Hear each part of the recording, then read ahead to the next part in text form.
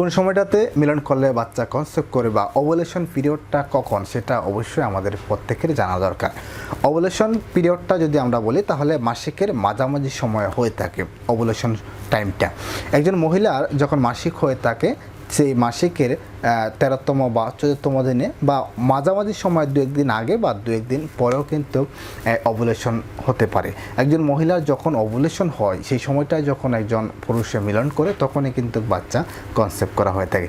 বাজারে অনেকগুলো কিট রয়েছে ওভুলেশন টেস্ট করার জন্য, সেই কিটের মাধ্যমে আপনি বুঝতে পারবেন যে আপনার ওভুলেশন হয়েছে কিনা। এছাড়াও কিছু লক্ষণ রয়েছে, সেই লক্ষণ দেখলেও আপনি বুঝতে পারবেন যে আপনার ওভুলেশন হয়েছে। আপনার শরীরের টেম্পারেচারটা একটু বেশি বৃদ্ধি পাবে, আগের থেকে একটু বেড়ে যাবে, সেটা পরিমাণটা খুবই কম হতে পারে। তলপেটে একটা ব্যথা বা ধরা ধরা একটা বা চাপ চাপ থাকতে পারে।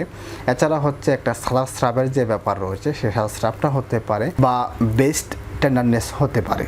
এরকম অনেক মানুষ রয়েছে এই ওভুলেশন পিরিয়ডটা বা ওভুলেশন টাইমটা না জানার কারণে দেখা গেল যে কয়েক বছর ধরে ট্রাই করার পরেও বাচ্চা হচ্ছে না। একজন মহিলা তখনই কনসেপ্ট করবে যখন তার ওভুলেশন সময়টাতে মিলন করা হয়ে থাকে।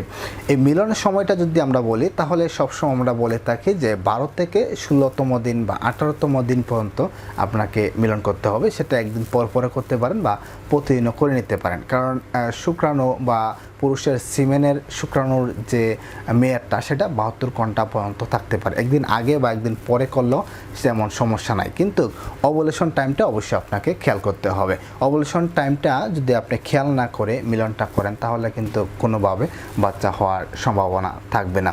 সুতরাং চেষ্টা করবেন যে ওভুলেশন যে পিরিয়ডটা রয়েছে, ওভুলেশনের টাইমটা রয়েছে সেই টাইমটাতে মিলন করার জন্য।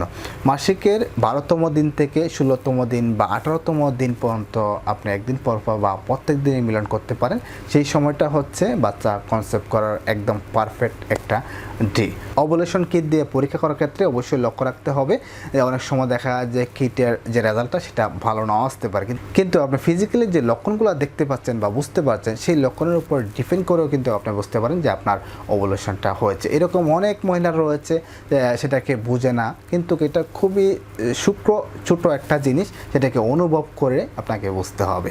ধন্যবাদ সকলকে। এই ছিল আজকের মতো ভিডিও। সকলে ভালো থাকবেন এবং সুস্থ থাকবেন। এই সঠিক সময়ে মিলন করার জন্য অনুরোধ রইল যারা কনসেপ্ট করতে চাচ্ছে। পরিবেশন অনুরোধ রইল ভিডিওটা শেয়ার করে সাবস্ক্রাইব করে এবং ফলো করে আমাদের সাথেই থাকবেন এবং আপনার মতামত অবশ্যই আমাদেরকে কমেন্ট করে জানাবেন।